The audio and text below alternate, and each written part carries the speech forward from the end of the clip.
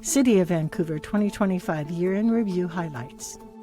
Vancouver has an incorporated population of 205,000, with a direct service population of nearly 300,000. More than 1,300 full-time employees serve the community.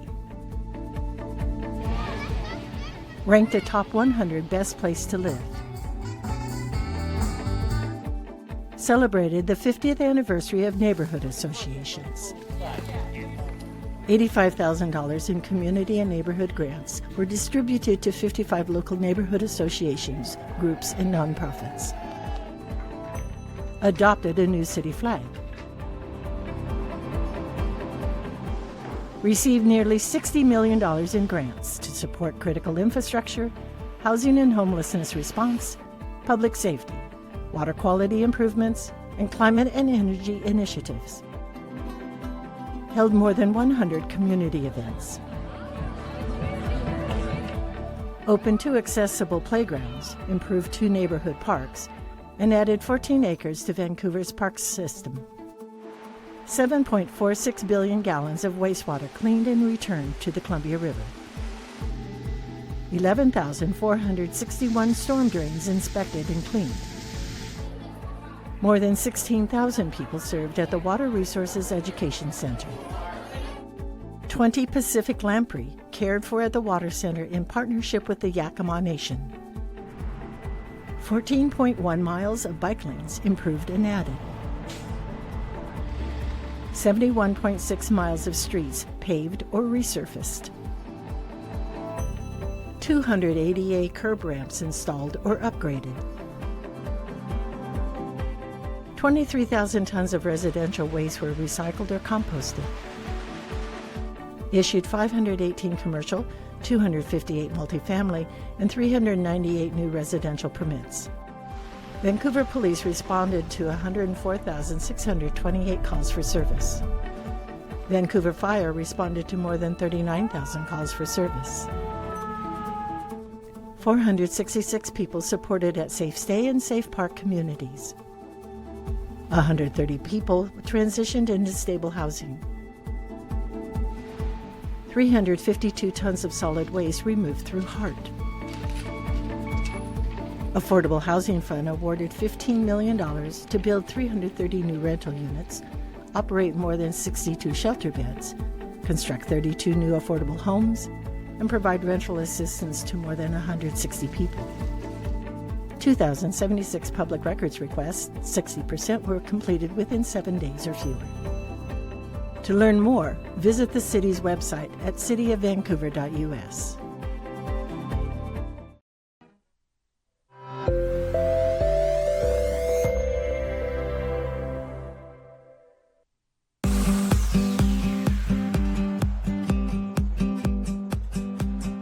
We're just making sure everything's rolling. Good evening, everyone.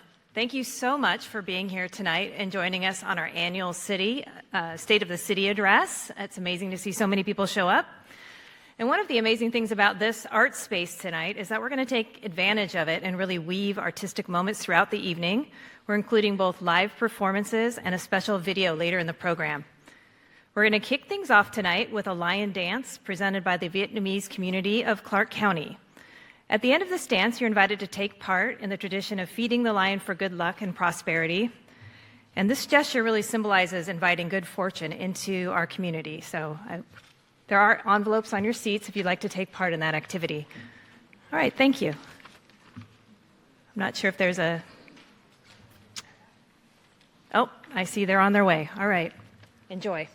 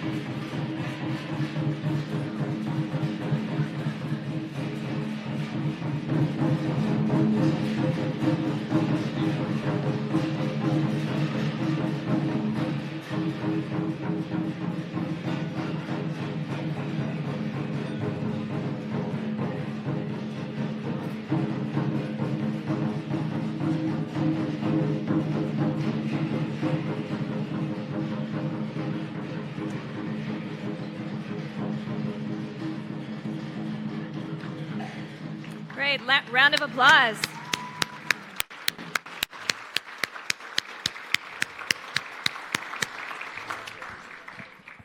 All right, next up, I'm pleased to welcome our Clark County Poet Laureate, Susan Dingle, to the stage. She has created a poem just for us tonight.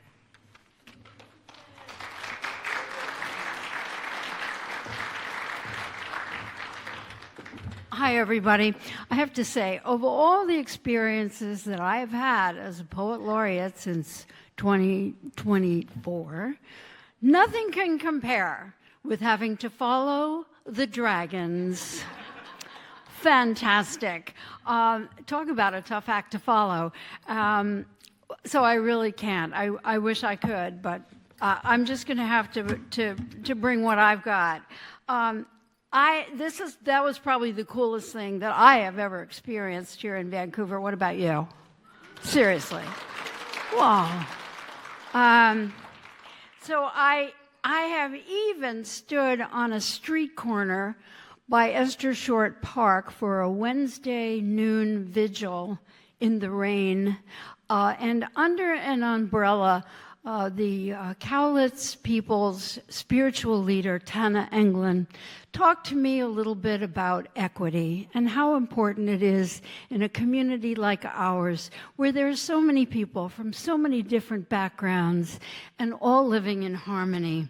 And that was the inspiration for this poem. So I would just want to shout out at Tana Englund and thank her and as a representative of the Cowlitz people for the inspiration for this poem.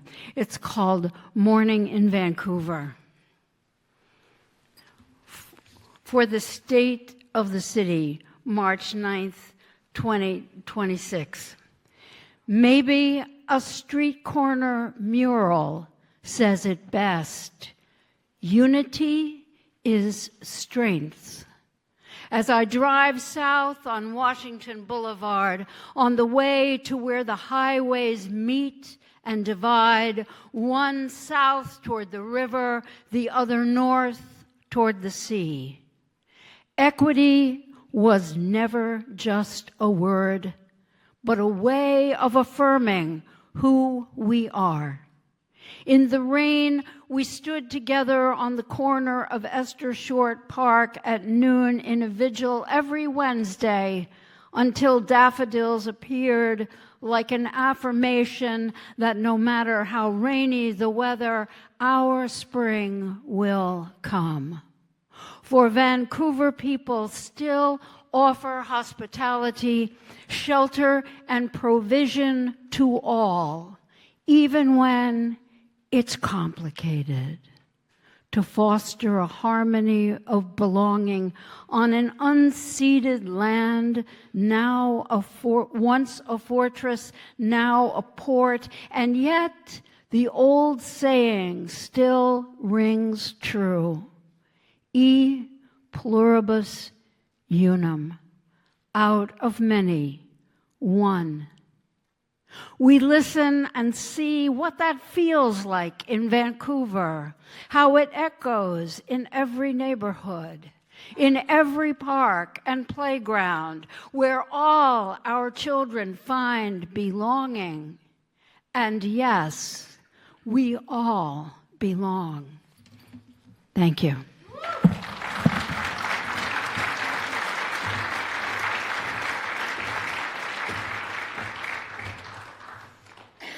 Thank you, Susan, for weaving together both our history and our present and really speaking about our community here in Vancouver. All right, now to the meat of the night, the state of the city. This is our time to really reflect on where we've been over the past year and what we hope the future holds. It is now my privilege to introduce Mayor Ann to deliver the annual State of the City address. Please join me in welcoming her to the stage.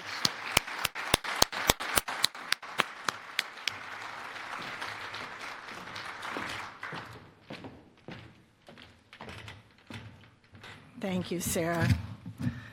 Good evening. It's always such a wonderful opportunity, and what a great way to start. I hope you fed the lions or the dragons so that 2026 is a good year for you. We always enjoy that opportunity, and the Vietnamese community of Clark County dancers are always so fun to watch. I'm always a little amazed that they can both hop down at the same time with the back end wiggling and the ears and eyes and everything else moving. So we're extremely appreciative of that, all of that dancing. Susan, thank you. You have been a wonderful poet laureate, and the poem is on the back of everyone's program, so we'll remember it. I always look forward to seeing so many of you at this event, and I'd like to extend a warm welcome to those of you who are watching online. Thank you for choosing to spend your evening with us. I'd also like to take a moment and recognize my colleagues. Would you please stand so they can recognize you, Diana and Ty and Kim and Bart and Sarah.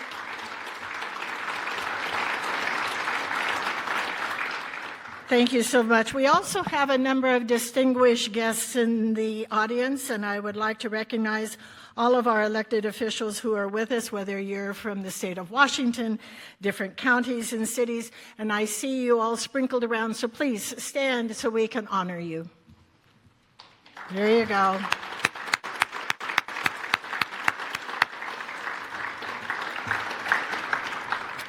So let's start by congratulating our city manager, Lon Pluckan.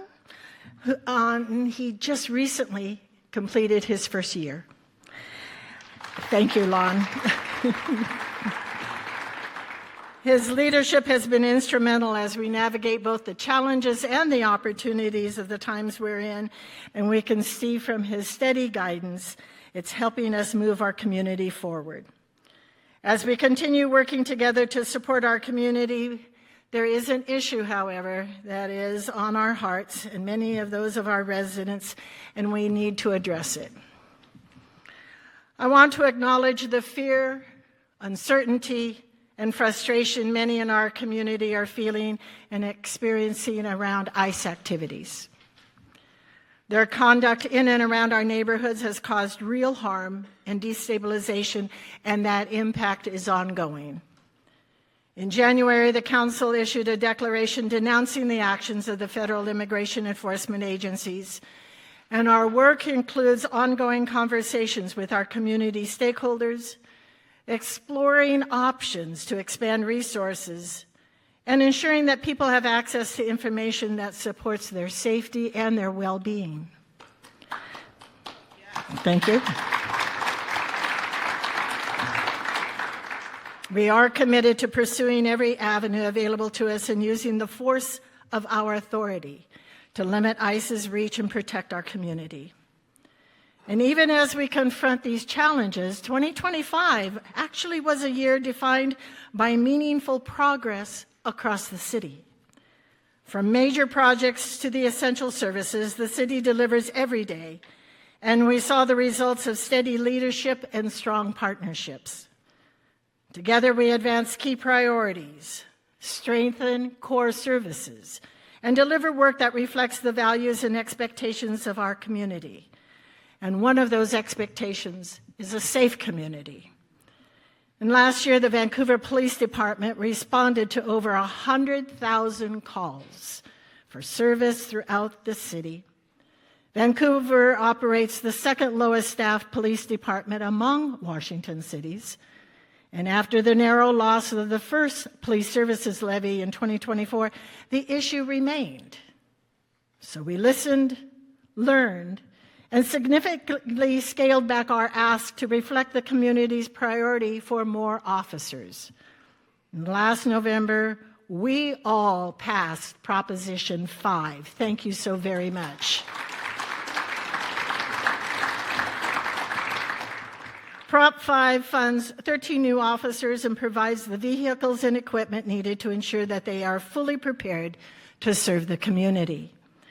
This means one additional officer on every shift to improve response times and coverage citywide, along with a dedicated child crimes detective to better protect vulnerable youth and investigate very sensitive cases. We're actively recruiting applicants so we can get new officers on the street quickly. And I want to thank the Police Advisory Committee for helping us refine what we asked for. Your leadership was critical to shape what ultimately appeared on last November's ballot. And last year, Fire Chief Blue retired after 38 years of fire service, and we launched a national search for our new chief, and we found him. I want to welcome our new fire chief, John Drake, to Vancouver. John, go ahead and stand up, John.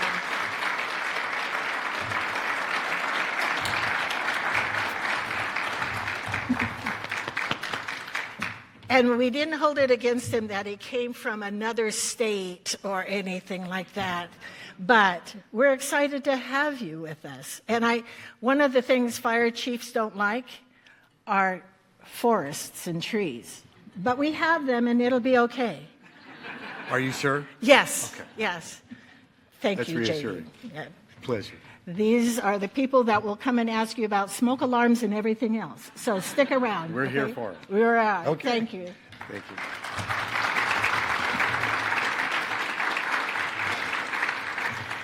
As our new chief, he's getting to know the community and the department so he can focus on meeting the ever-evolving needs of Vancouver's growing community and fulfilling the commitments of the voter-approved Proposition 2.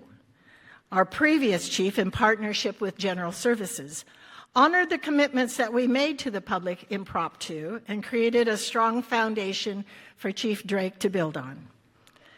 Last year, we started designing the remodel of Station 8 in Cascade Park. It was built in 1971, and I know there are people in here who were never born at that time, but it has one of the highest call volumes in Vancouver. We expect construction to start later this year, and we'll start the design phase on Station 3 and 6 later this year. You've got a lot of work ahead of you. Community safety also means continuing to provide our customers with safe, high-quality drinking water. The city continues to make meaningful progress in our work to address PFAS, and this has included seeking funding that doesn't rely on asking homeowners to foot the bill. To date, we brought in $64 million in forgivable loans and grants. And we will start construction on the treatment station for Water Station 14 this summer and have the system upgrades planned for 4 other water stations. In addition to investing in our filtration systems, we're also evaluating new groundwater supply systems as a potential mitigation for our smaller wells. Addressing PFAS is one part of our responsibility to protect our public and natural resources, and that same responsibility guides our work on climate change. In 2022, the Vancouver City Council adopted the Climate Action Framework as our roadmap, and over the last 3 years, the city has worked to further our commitment to climate action. Last year, we adopted the Green Building Program that balances ambitious standards with cost and feasibility for builders. The effort concentrates on increasing energy efficiency, protecting people from climate impacts, and protecting our local ecology. The city secured $1.5 million from the State Home Electrification and Appliance Rebates Program. And if you haven't used that rebates program from Clark Public Utilities, look into it. 55 low-income households and 4 small businesses used that grant to make energy efficiency upgrades, reducing emissions and lowering utility costs for those most affected by climate change. We're walking the walk too. We transitioned much of our city fleet to 100% renewable plant-based diesel. We have at least 9 facilities projects underway to replace aging and inefficient building equipment, resulting in energy savings and fewer emissions. One example is the Future Public Works Operations Campus. We broke ground on this 30-acre site in 2025, and that critical site will provide a 24/7 hub for a variety of essential city services and disaster response. Built in 1951, our current operations center is outdated and is vulnerable to even moderate earthquakes. The new facility will provide a more accessible and sustainable operations center. In line with our climate goals, we're installing a geo-exchange system that uses underground pipes to draw low-grade heat up from the ground and a heat pump to deliver it within the building. And then in the summertime, this system reverses, pulling the heat out of the building and releasing it into the cooler ground. Even as we modernize our infrastructure, our identity is still rooted in the commitments that have defined our community for decades, like caring and preserving for the Vancouver tree canopy, which is why we were named Tree City USA for the 36th year in a row, and we just received the letter. With the help of Friends of Trees and all the volunteers and Mayor Pro Tem Sarah Fox's truck, we added over 2,000 trees to our tree canopy. Vancouver has a 20% canopy coverage, and it's bringing us closer to our goal of 28% in the year 2047. Our care for our urban forests goes hand in hand with the work we're doing to grow our parks and enhance our community centers. Last year, the council approved the purchase of an undeveloped forested land to add to our park system in Fisher's Landing. 14 acres are part of the Vancouver Innovation Center mixed-use development. And in addition to that, we renovated Oak Brook Community Park, which is now the site of restored native ecosystem and Vancouver's first pickleball court. Also, thanks to a very generous donation from the Cooney Foundation, Fruit Valley has a new inclusive playground named after Elizabeth Austin, who passed in 2012. She was a community leader, mother, passionate advocate for inclusive spaces such as this playground. And last year, our community centers had more than 316,000 visits, and we celebrated the 60th anniversary of the Marshall Community Center. We recently celebrated the 20th anniversary of the Furstenberg Community Center, and this past year, we upgraded the very popular slide at the pool. Another popular water feature, of course, a community icon, the Salmon Run Bell Tower and Glockenspiel at Esther Short Park has been refurbished. And once more, children can splash and everyone can hear the chimes ringing throughout downtown again. Later this year, we look forward to the diorama being reintroduced to the community. We wanted to wait until the rain stopped so we could open it up. And speaking of downtown, let's go ahead and talk about Main Street Promise. We call it a promise because we're fulfilling a community-led effort nearly 30 years in the making. We took the opportunity to use the dollars from the American Rescue Plan Act as the catalyst to launch this transformative project, creating a corridor that supports businesses and offers a welcoming destination for everyone. We broke ground in early 2025 and quickly removed remnants of Vancouver's streetcar, all those tracks, and those very surprising fire cisterns. And we didn't just remove them. We documented, preserved, and protected these pieces of our past so they can continue to tell Vancouver's story even as we build for the future. Since then, a new streetscape is emerging between 5th and 15th as we upgraded all the underground utilities. We've also added seating areas, bike racks, ADA-compliant sidewalks, improved lighting, landscaping, fresh pavement, new pavers to create a corridor that is welcoming and walkable. Main Street can act as a festival street, expanding the amount of event space available in Vancouver. And we made it a priority to support our small businesses with outreach, promotion, and hands-on assistance so they could continue to thrive. Through the city's lodging tax grant program, we supported 12 events and festivals in 2025 that attracted more than 75,000 visitors and potential customers to downtown. We worked with partners like the Vancouver Downtown Association to increase the amount of support we provided to the businesses on Main Street. VDA managed downtown grants, including 35 grants that were awarded in the corridors for facade improvements and e-commerce strategies. VDA also manages a business mentorship program to do marketing and promotion and event sponsorship. And as we supported our small businesses through the Main Street Promise Project, we were also looking ahead to the long-term economic strength of our city. In 2025, we adopted our first ever economic development strategy, focusing on quality jobs, small businesses, entrepreneurship, and commercial districts. In the months ahead, we're rolling out 3 exciting new programs. First, a revolving loan fund to help small businesses that can't get traditional financing. The first phase will focus on businesses in the Fourth Plain area. Second, a consumer product-to-market program to help entrepreneurs access the larger sales markets. And third, a partnership with the National League of Cities to develop tools and resources that improve access to affordable childcare.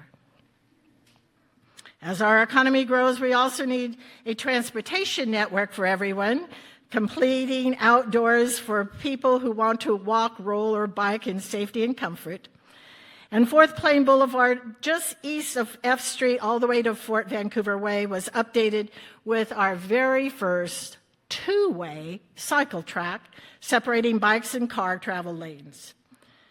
We built a new intersection on West 13th Street between Jefferson Street and Kaufman Avenue, along with new sidewalks, new bike lanes, new ADA curb ramps, and new crosswalks.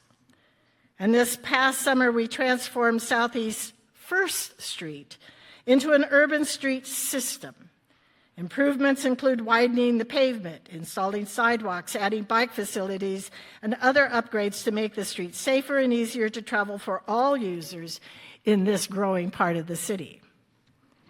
And citywide, we added or improved more than 76,000 feet of bike lanes, upgraded 5 pedestrian crossings, resurfaced over 70 lane miles, and installed 200 ADA curb ramps. $3.8 million in transportation grants were secured to keep the momentum going, and with more corridor improvements ahead. As we invest in the ways people get around, we are also investing in the places people live, with major progress in affordable housing. Thanks to a voter-approved levy which generates the Affordable Housing Fund, we helped advance 184 new affordable units in the Heights and began construction on a 95-unit affordable housing project at the Waterfront Gateway. The Affordable Housing Fund also provided more than $14 million to expand housing stability in Vancouver. This included $11 million to build and preserve 330 affordable apartments, $600,000 to create 62 shelter beds for women and survivors of domestic violence, $500,000 to support 32 new Habitat for Humanity homes, and $2.4 million in rental assistance to help 162 households stay housed. This year, we're looking forward to the adoption of the comprehensive plan that also addresses housing in Vancouver, allowing middle housing, duplexes, triplexes, townhomes, accessory dwelling units, cottage clusters, stacked flats, and small apartments across the city, opening up more housing in neighborhoods. Affordable housing is the foundation of stability, and it goes hand in hand with our work to address homelessness. And supporting our unhoused neighbors is essential to our community's well-being. Let me start that again. Supporting our unhoused neighbors is essential to our community's well-being. And we're moving forward with real solutions. In 2025, we took a major step toward expanding our homelessness response by breaking ground on our new 120-bed bridge shelter in the Van Mall neighborhood. The Bridge Shelter is a safe place for people experiencing homelessness to stay while they work toward permanent housing. And when complete, the shelter will provide day-to-day support, housing assessments, peer-to-peer recovery support, medication-assisted treatment, meals, and a safe place to stay. Clark County invested $4.85 million into the project. Peace Health contributed $800,000 towards a commercial-grade kitchen. And the Bridge Shelter will be a crucial part of the framework of establishing partners, services, and accountability tools. That should open this summer. Yay.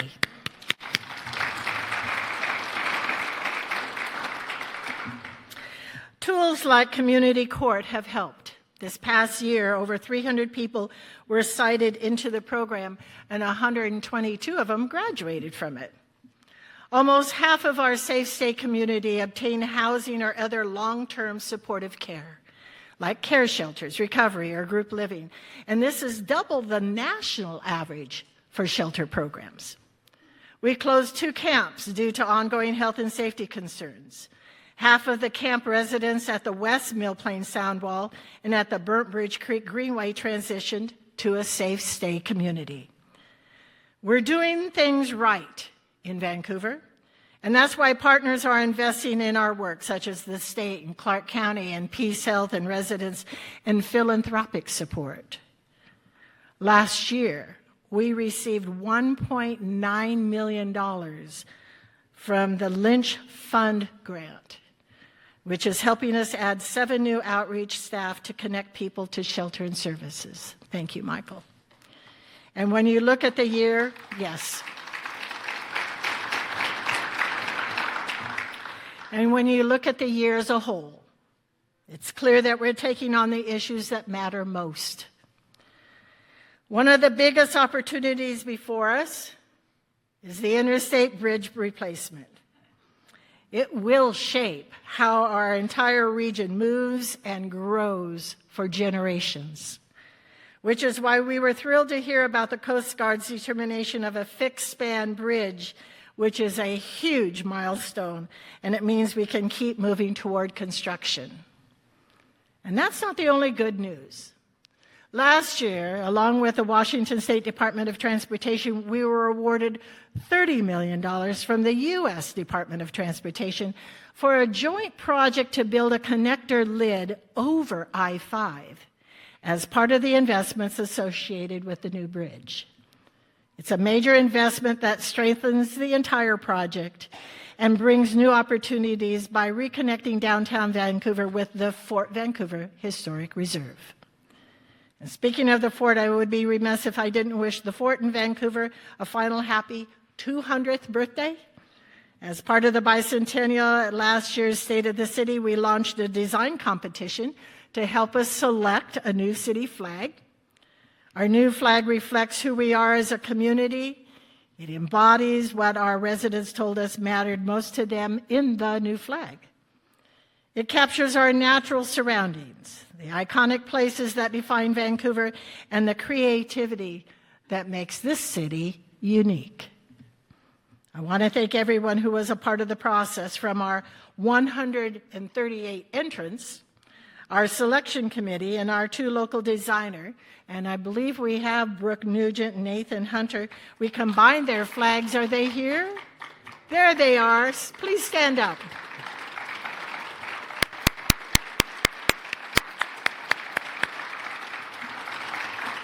Thank you so much. We took their flag designs, combined them together to create the final flag that now flies proudly over our community. Thank you, Brooke. Thank you, Nathan. And we've taken on some of the biggest challenges facing our city, and we're making real progress.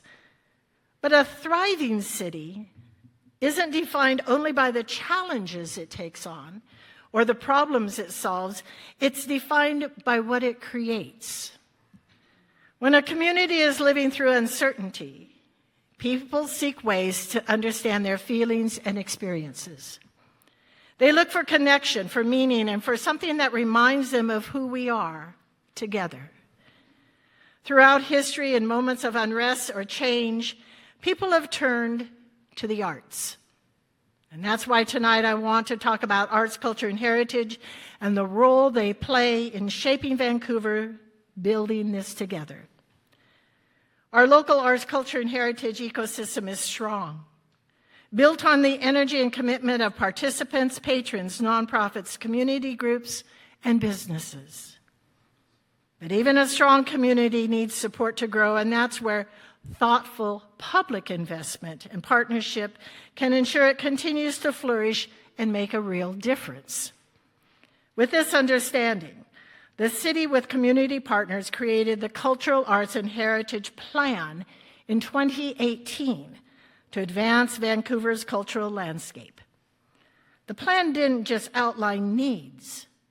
It sparked a long-term vision for what arts and culture could mean for Vancouver, and it set clear direction for how arts and culture could strengthen our community. That vision has carried forward, and today it's reflected in the 2023-2029 strategic plan, where arts, culture, and heritage have a clear place alongside the other pillars that guide the city's priorities for our future. Our goal is to provide more equitable access to arts, culture, and heritage experiences across our community. First, by providing direct support to the local creative economy through projects and programs, cultural grants, public art, and partnership that enable the arts. And secondly, by providing indirect support, by helping local arts, culture, and heritage organizations leverage other resources, investing in the infrastructure, or creating policies that remove barriers to their success. The 2018 plan pointed the way, and the strategic plan builds on that foundation, and over time, the city has supported our cultural scene in meaningful ways. In the last 8 years, we made significant progress in accomplishing many of the actions outlined in the plan, from building our cultural capacity, strengthening our cultural core, and creating cultural space. We reinstated the Arts, Culture, and Heritage Commission in 2019. We expanded the Vancouver Arts District last year, and we grew our public art program. We've helped other organizations bring performances, festivals, enrichment programs, and creative projects to life. And across 3 different city grant programs, we supported more than 40 arts, culture, and heritage programs and events. And in its 4th year, the signature event in our arts programming is the Vancouver Arts and Music Festival.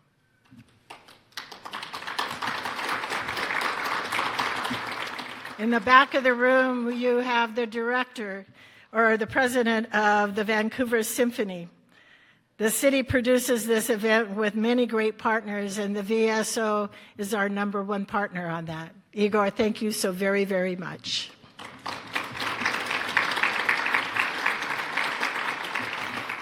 Over 4 days last August, more than 50,000 people came to downtown.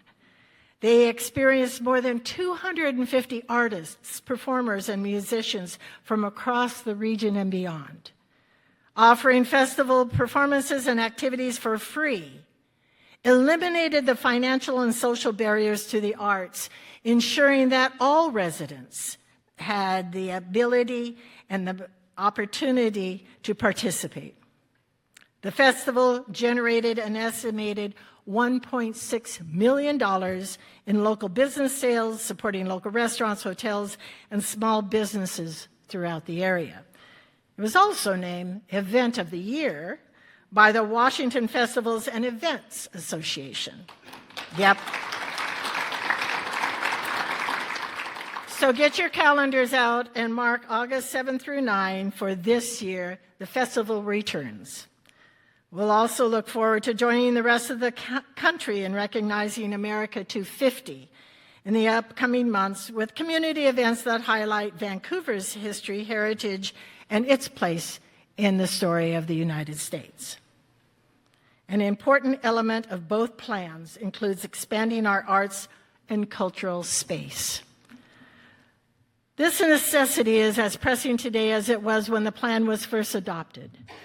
Vancouver's arts community has a long recognized need for studio, rehearsal, performance, and exhibit space. When this building returned to the city in 2023, we saw an incredible opportunity to turn it into a space that our community already loves. It was our old library, and now is our first arts and cultural center. With feedback from council, arts organizations, local galleries, and artists of all ages and disciplines, a concept emerged for an interim and flexible arts hub where people can gather, create, and learn together. Even in this initial activation phase, the Arts Hub has been buzzing. Since opening in late 2024, nearly 15,000 people have visited and hosted more than 2,000 hours of programming in 2025. Yes. We say initial because the project is still evolving. By making the space available and active while we plan for its future, we can ensure the final design is community-informed and provides the greatest benefit. In the future, we're imagining a building that brings together art studios, dance and performance spaces, shared work, classrooms, lounges, events, outdoor areas, and more. And you can tell us what types of art spaces you'd like to see on our Be Heard site on the website. Christine Richardson, where art thou? Way in the back, Christine. We want to thank Christine Richardson, Executive Director of Arts Centered, for bringing the vision of a flexible space where people can create, learn, and experience the arts together with minimal barriers. Christine, thank you so very much.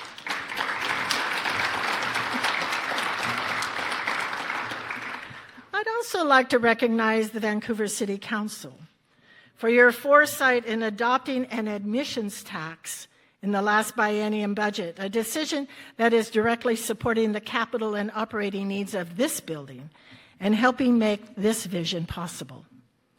The Arts Hub is the right investment now in giving local artists and cultural groups the space they've needed for so long. As we continue to imagine our cultural future, we see the chance to explore something even more transformative for Vancouver, however.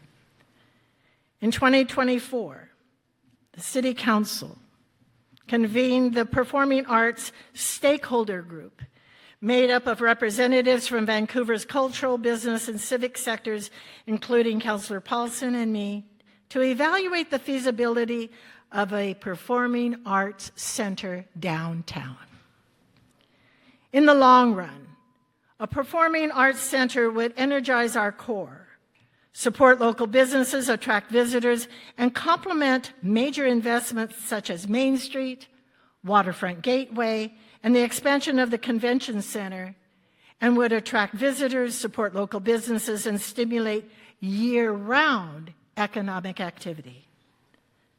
A venue such as this unlocks possibilities, from hosting national touring artists to giving local organizations the room they need to grow their audiences and their impact. And beyond its economic benefits, a performing arts center would expand access to arts education, provide opportunities for youth and families, create pathways for creative careers, and inspire the next generation of performers, makers, and dreamers.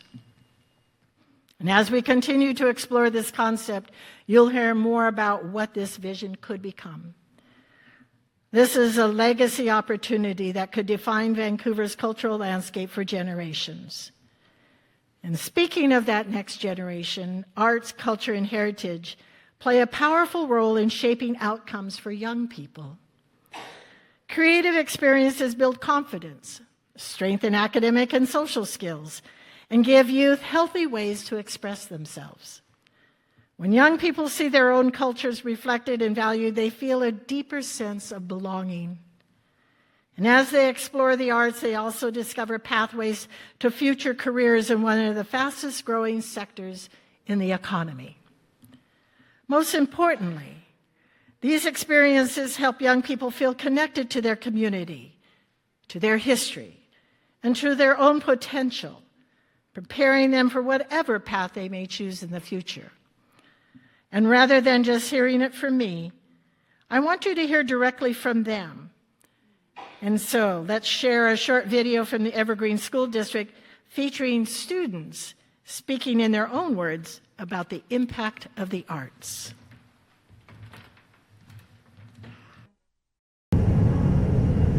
I think creativity, I think it brings in basis joy to people's lives. It makes lives so much more fun. It makes, when you go out to see a movie or you go see a concert or even a gallery piece with art and paintings and stuff, it's happiness and joy. And it's exciting in life when you see people being creative. My name is Nathaniel Chapman. I graduated 2022 from Heritage High School. I had a great teacher, Adam Strong from Heritage, and he gave me a camera and said, do something. And so I started doing something. I'm actually making my first feature at the moment, and so giving other people in Vancouver and Washington the opportunity to do their first feature also is a great opportunity, and I absolutely love it. My name is Taylor Armstrong. I'm a senior at Heritage High School, and I'm working on a stop-motion animation project. Two friends together, having fun. Right here to Kiggins Theatre. Boomerang Bond premiered at Kiggins, which was insane because I never thought that anything I would end up working on would end up in a theater, somewhere where people would come to sit down and watch it. I think I want people to feel that making art is something that is important and that the end result is something more than just a 3-minute film. Just being able to bring creativity into everyday life, I think, should be really desirable to a lot more people.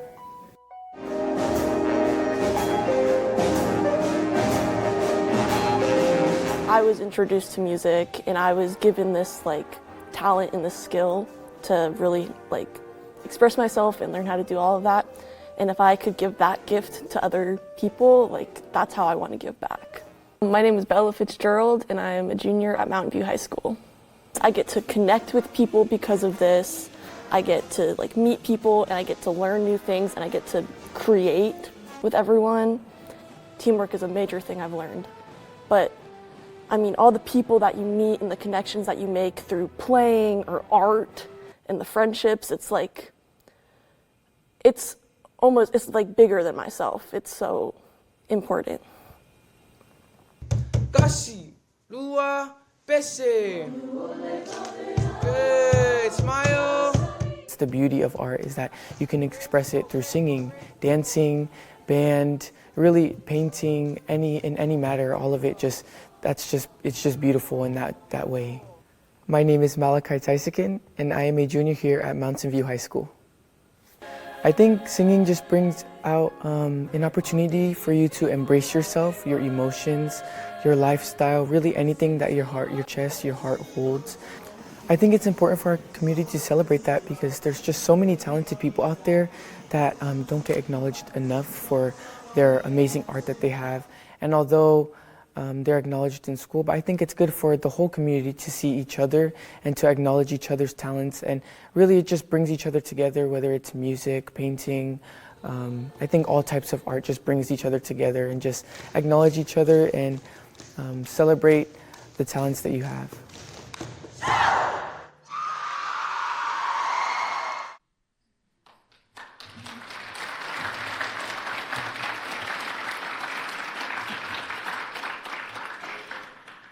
Those voices certainly say it better than any of us could, and every time I hear young people speak about the arts in their own words, I'm reminded why this work matters.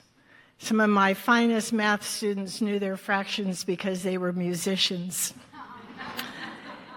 It reinforces why this city has a responsibility to foster and expand community access to the arts, culture, and heritage, and to use every tool we have to make that possible. The work we've done together leads us to this opportunity to increase and broaden access. And that's why today, the City Council is proud to share that the city is launching Inspire Vancouver, our new cultural access program dedicated to increasing public access and removing barriers to arts, culture, heritage, and science throughout Vancouver. Yep.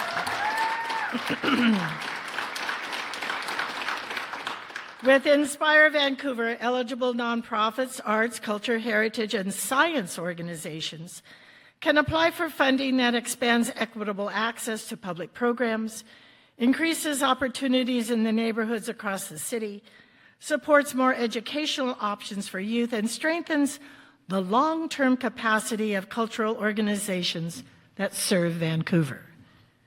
Studies show that communities with robust cultural opportunities see stronger social ties, higher civic engagement, improved academic outcomes, and positive economic benefits. To ensure this work is sustainably funded, Council adopted a dedicated 0.1% cultural sales tax as part of the last biennial budget, which can only be used for the arts, culture, heritage, and science. That represents 1 penny on a $10 purchase. So for the average household, that's about $30 per year, a modest investment that supports cultural access across Vancouver. Excuse me. In 2025, the Cultural Arts and Heritage Commission worked with City Council, staff, and a task force of community members to get ready for the launch of the first Inspire Vancouver grant cycle. It invests across the entire community, from sparking new ideas to strengthening ongoing work, supporting major capital projects, and ensuring our schools can connect students with cultural experiences. Inspire Vancouver is a transformative investment in our future. And I want to thank the Council for its bold commitment to making cultural access a priority for our community, and to thank the Cultural Arts and Heritage Commission and the Parks, Recreation, and Cultural Services for building out the program. We're taking a collective step toward a future where everyone in Vancouver can easily connect to arts, heritage, and culture in their daily life. We're investing in ideas, in organizations, in infrastructure, in underserved communities, and in our young people. We're backing that investment with bold action from Council and funding that supports innovation, strengthens ongoing work and partnerships, builds long-term stability, advances equity, and opens more doors. We know that strong cultural connections create stronger communities with deeper engagement and positive economic results. The state of our city is strong, Vancouver strong. And through our continued commitment to our arts, culture, and heritage, we're building the resilience, creativity, inclusion, and sense of purpose that this moment demands and the future will require. Before we wrap up our event, I want to thank our performers and contributors for sharing their work this evening and for showing how impactful arts, heritage, and culture are to our community. Thank you to the Clark County Poet Laureate, Susan Dingle, the Vietnamese community of Clark County, and the Evergreen Public Schools Video Services, and to Vancouver Ballet Folklórico, whom I would like to welcome to the stage to close our time together. I think it's Folklórico. I'll get it right. Thank you so very much.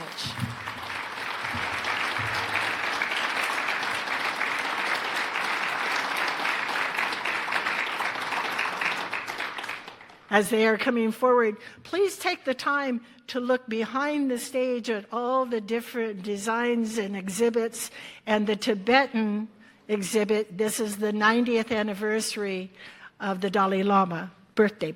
Yay. Please come forward.